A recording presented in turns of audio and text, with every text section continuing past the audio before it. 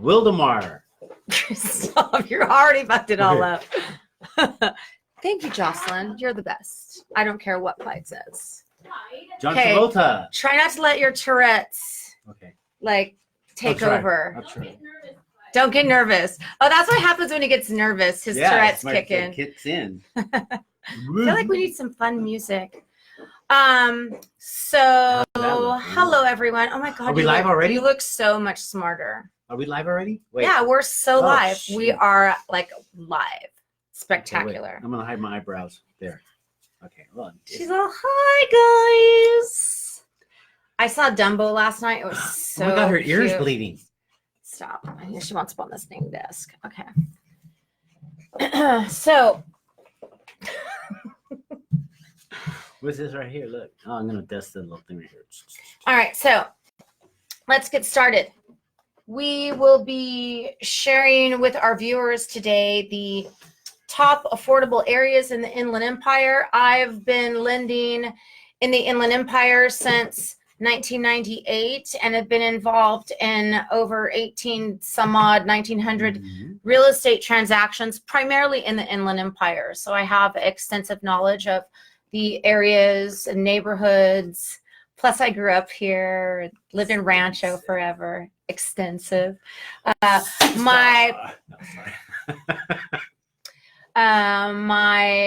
realtor partner, Clyde, literally drives every neighborhood known to mankind. I don't know how he could work out in the desert, Palm Desert area to Victorville, San Diego, LA, but primarily the Inland Empire, wouldn't you say, Clyde? Yeah, anywhere from Temecula to the high desert out past Palm Springs, all these local areas here.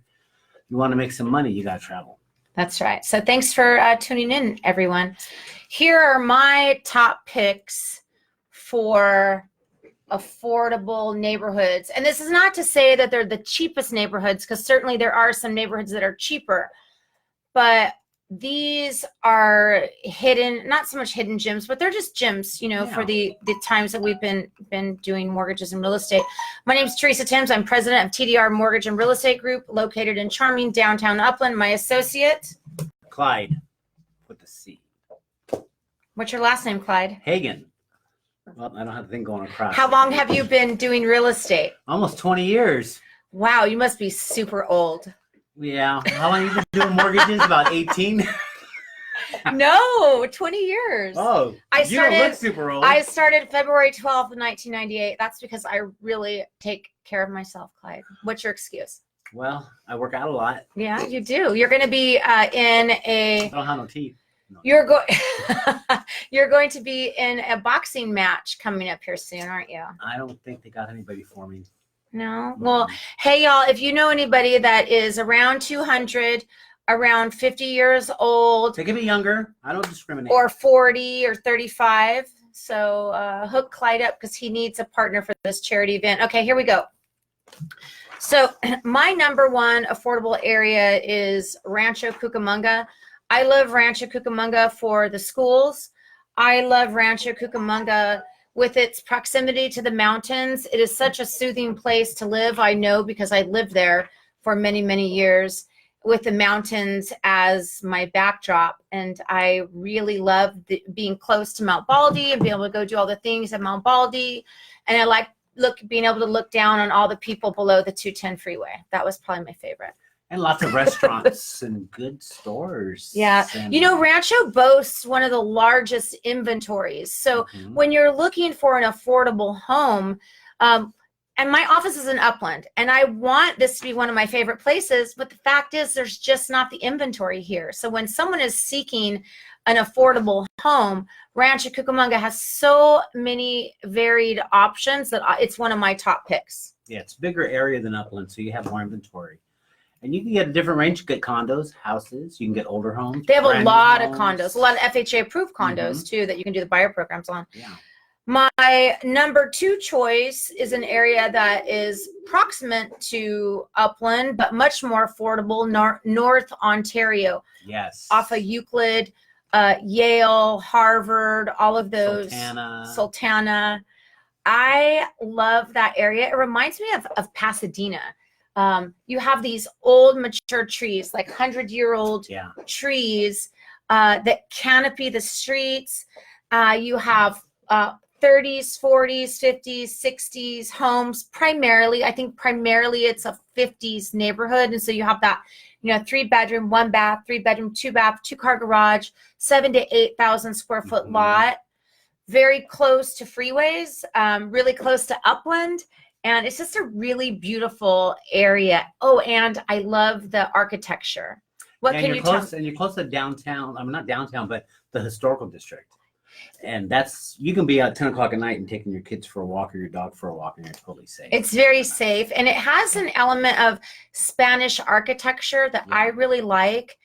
It has like the Craftsman style home. So it has a lot of older, charming inventory that I'm really attracted to. Yeah, and a lot of them have been upgraded too with the plumbing, from the galvanized to the copper and the electrical and things like that. So you can get a really nice house down there for under, what was the last one we just closed last week? We are not going to. Oh.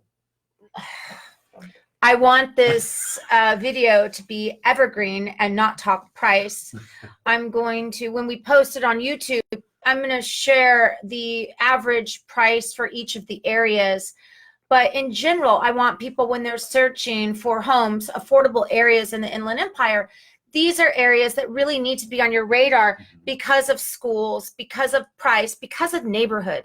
Just because something is affordable doesn't mean you want to live there. Right. So to me, affordable means price, and I want to live there. Like you can raise a family, or a pup, a Pomeranian. Don't forget about Hunter's Ridge. Clyde. Is that the last? Okay, so so my next is Riverside. Tell me your favorite parts of Riverside. Riverside, downtown Riverside, you get some pretty good deals down there. They have traditional single-family residence homes built in the 50s and 60s. You get in the woods area, it's really nice. And all the way from downtown Riverside all the way to Jurupa Valley, you get pretty good pricing in there. Get some nice houses. So Riverside is a huge area. I think it's probably one of the biggest markets in the Inland Empire in terms of population. And it has all these little subsections, there's sub-neighborhoods. So it's not just Riverside. There's all these, like what he said, the woods area, the downtown area, Jurupa Valley area. What I like about Riverside are a few things. It's just central to those who are commuting and can't afford Orange County. Many people go from Orange County to Corona or to Riverside because of the proximity, and being out in Orange County, it's $1 million or whatever. So in the downtown area, I particularly like that. You can find some really, really great deals on 2-bedroom, 1-bath. Hey, you may want a 3-bedroom, 2-bath, but you might not be able to afford it. And the downtown Riverside area has a lot of really charming, great 2-bedroom, 1-bath. And that downtown area is so spectacular. The Mission Inn is there. There's nightlife, there's food, farmers market. There's a real community feel to the downtown Riverside area.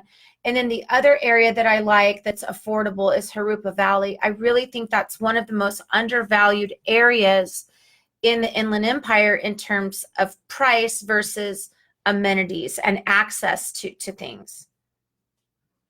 That sounds good. I like the Jurupa Valley area because it has, I feel like it lends to an active lifestyle. There's a river that runs through it. There's a river trail where people bike, and then there's Limonite. Rubidoux. Oh, the Rubidoux hiking. I was going to talk about the horse trails, but yeah, Rubidoux hiking, really popular. You go up there on the weekends and there's just people. Tons of people. Yeah. There's a lot of affordable condos and things like that in that area. Okay. Let's see. Okay. We're going to go by the list. What's the next area, Clyde? Well, I like Horse Thief Canyon area. Where's that located at, Clyde? That's in Corona. And if you want the nicest home community feel, you want to go Horse Thief Canyon. One reason is the Mellorews just fell off. So you got a good low tax base, and it's right at the south end of Corona, right before you get to Wildemore. So Corona is pretty pricey, I think. I think it's on par or a little more expensive in some cases than like Rancho Cucamonga or whatever, right? But not that area. And tell me that area, is that like, that's like the south of the 91, but north of Lake Elsinore? Correct. That's exactly where it is. And you like that area because of the newer inventory and large square footage. It's just a huge development.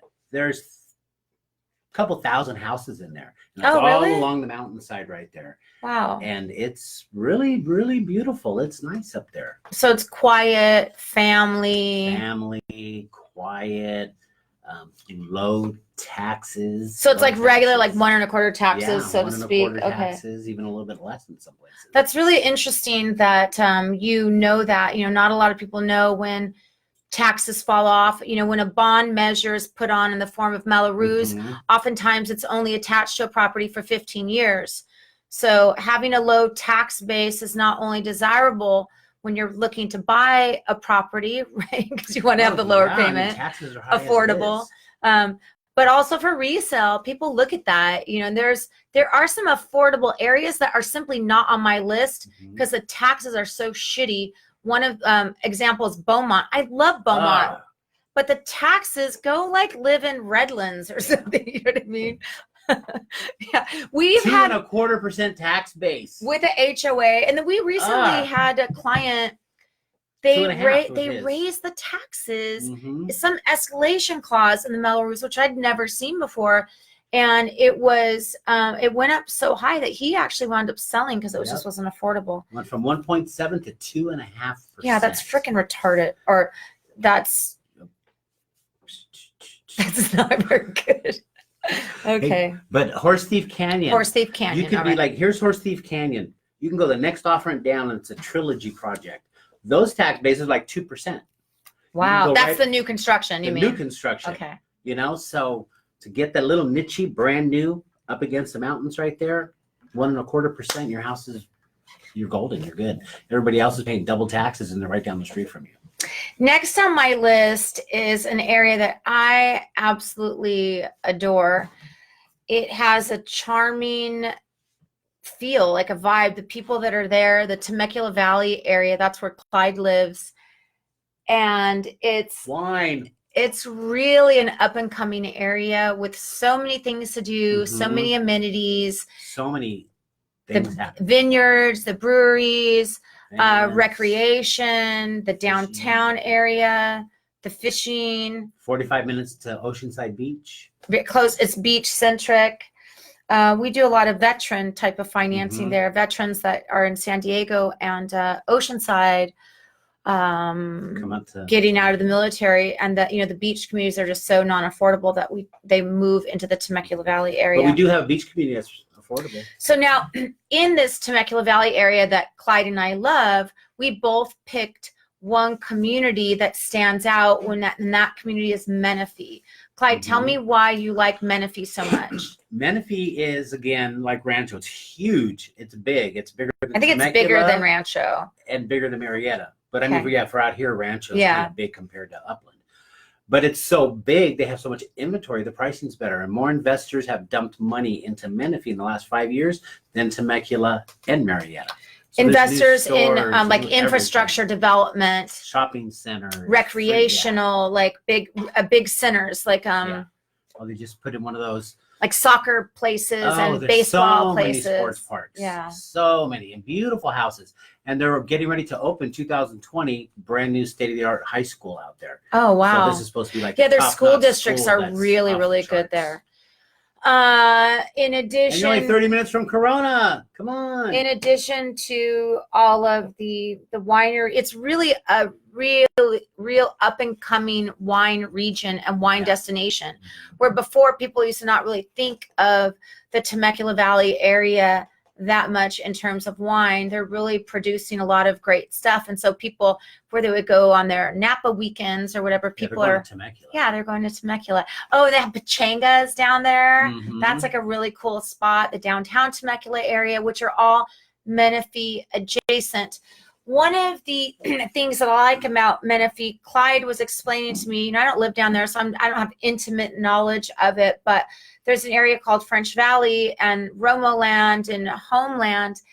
And I had clients that bought in this area, which I thought it was Hemet or borderline Hemet, where Menifee just absorbed these communities. And the bang for your buck, you could get a single story ranch style property on an acre or 2 acres for super affordable price. Like Oscars. Yeah, very, very affordable. 2 acres ranch style home. Like I couldn't believe it. Didn't have like a big workshop and things like that. Like there's really. And I can't tell you how much it was.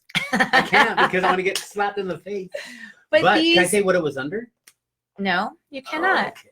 No, but it was comparable. It was less than something in North Ontario or whatever. You know what I mean? Like you can get a ranch on a couple acres for a very, very crazy price. They have a lot of diversified type of inventory. You could get brand new with a lake inside, with a HOA. Oh yeah, that's really cool. With a water park, or you can go ahead and get one with a smaller tax base that's in a beautiful community, gated. Yeah. Or something off a golf course. Yeah. Or you can get a ranch style home on a 25,000 square foot lot that's a little bit more secluded, but close to the main city. Yeah. You can get, there's just so much. Or you can get a little ranch. There's a ton of stuff out there. Yeah. We could do just one episode just on the Temecula Valley area. And the programs. So much of Menifee now is considered underneath the USDA. Yeah, and the price range really works well for the Calhaffa stuff too. Sorry, Sonia, I'm busy doing a video with Clyde Hagen. Where are you at, girl? Just kidding. Okay, so then let's go. Come on, you got to like drive back home, and right, we got to get you out of here. What else was there? There was. Why don't you tell me about your top picks in San Bernardino, Clyde Hagen? Well, Hunter's Ridge. Clyde Hagen, the list. Stick to the list. San Bernardino, yeah, you right off of Waterman, you have Arrowhead Country Club. Really nice in there. And the mayor of San Bernardino lives in there. So you know you're safe. What? Yes, he lives in there. Wow. The mayor lives inside that little going because that one guy we sold a house to in there told me. And he goes, oh yeah, the mayor lives there. I just go by his house. And he out there morning stars. Well, if I was the mayor, that's where I would live too. Yeah. And anywhere east up to University. Okay. North of the 210 is Golden. Then you have the hospital down there. Okay, stop. Bernardine. So right behind it. It's good. So your top pick in San Bernardino is the North San Bernardino, Arrowhead Country Club area in between University and Waterman, north of the freeway. North of the freeway. And what's your next pick? Right below the hospital, St. Bernardine. I love that area. They have so many really charming. Yeah. They have a lot of that, like vintagey Spanish inventory, round coffered ceilings, and charming little. It was the creme back in the day. Was it yeah. really? Yeah. Back, so you know, because it was I'm back in the day. No, I wasn't even born yet. When was I born? 1989. Oh sure. No, I wasn't. Sure. So okay, I really do like. I love that area by the country club though. I can't believe, you know what they have? They have that like mid-century modern stuff that is so super chic and cool. And it's just, I can't believe the prices. I cannot believe the price. Like if I worked in downtown LA, it would kind of suck to buy there because the commute would be. I mean, it's all relative to where you live, to what you can afford, as to what's affordable, right? Yeah. I mean, I would think that all of the Inland Empire is affordable to people that are looking to buy that can't afford in Orange County. Literally, all of this area would be affordable. Yeah. Okay, well, there was one other spot in San Bernardino. Tell me about this spot because you've shown a lot of property in this area, and you've taken a lot of people in North San Bernardino. I think we touched base. You missed one. The University area. Tell me about that. From University to. No, you said Arrowhead Country Club area. Yeah, west all the way to University Avenue, north of the 210.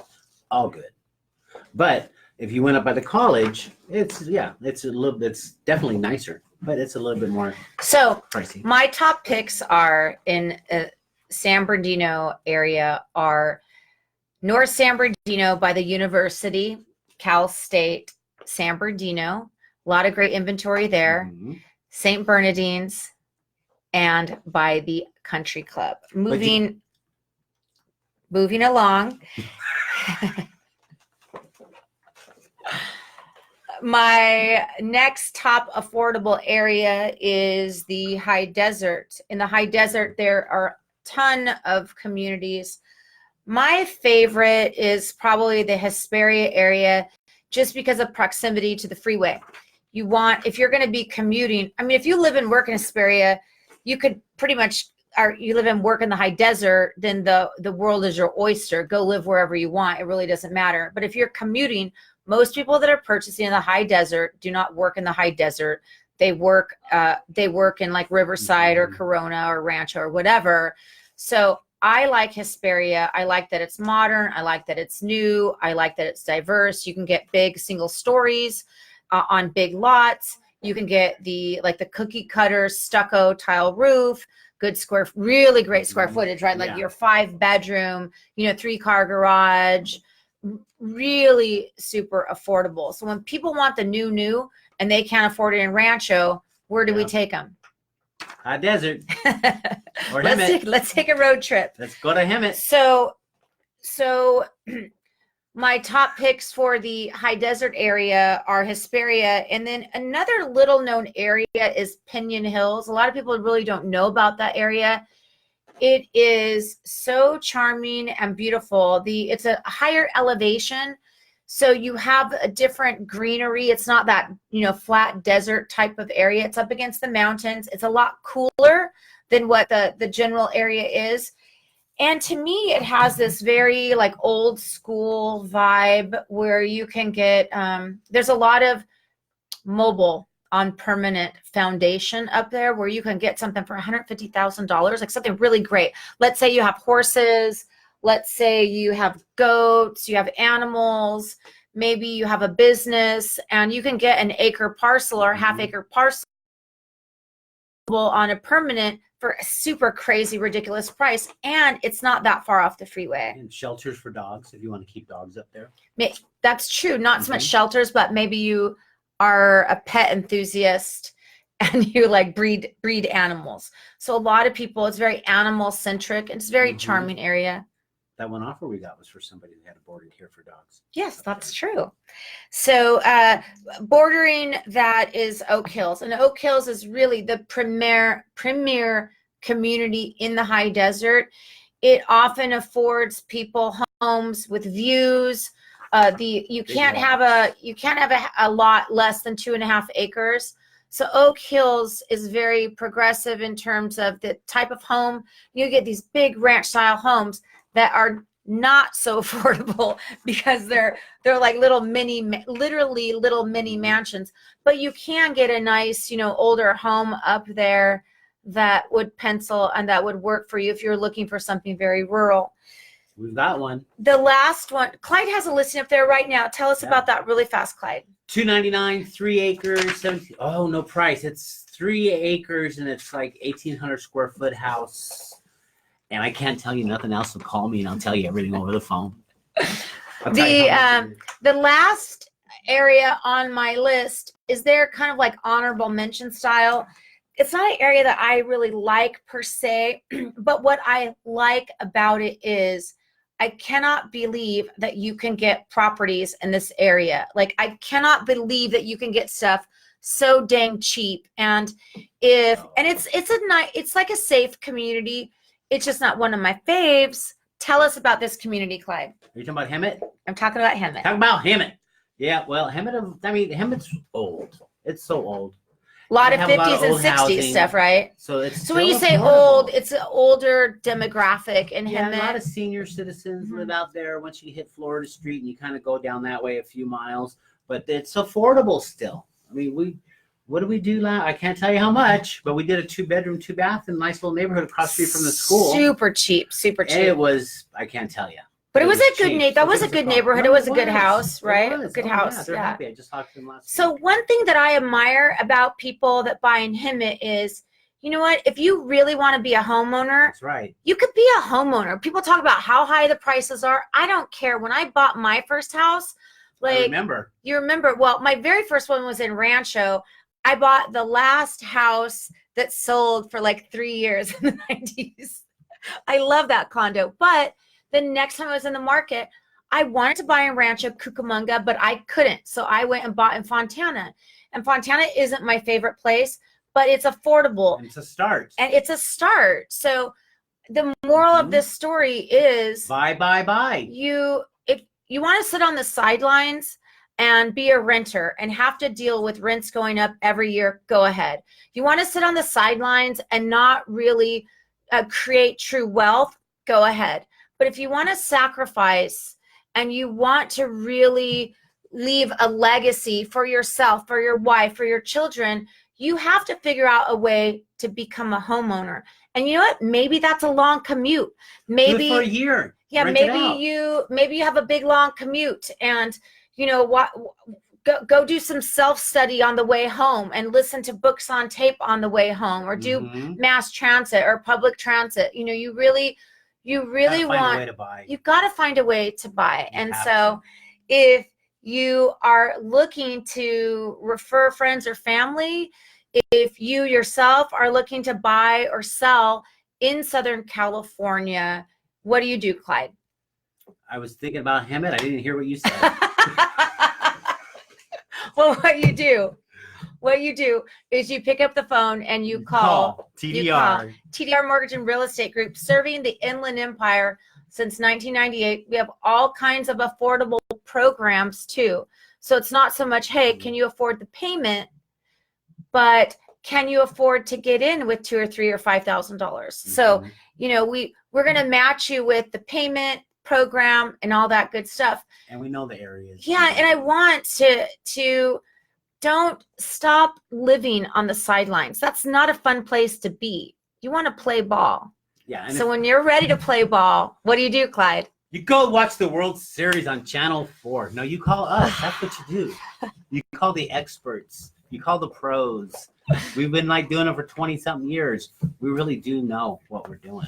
We'll close your deal in 3 weeks. Yeah. I'm not lying. You're not lying? No. All right. She knows a lot of stuff.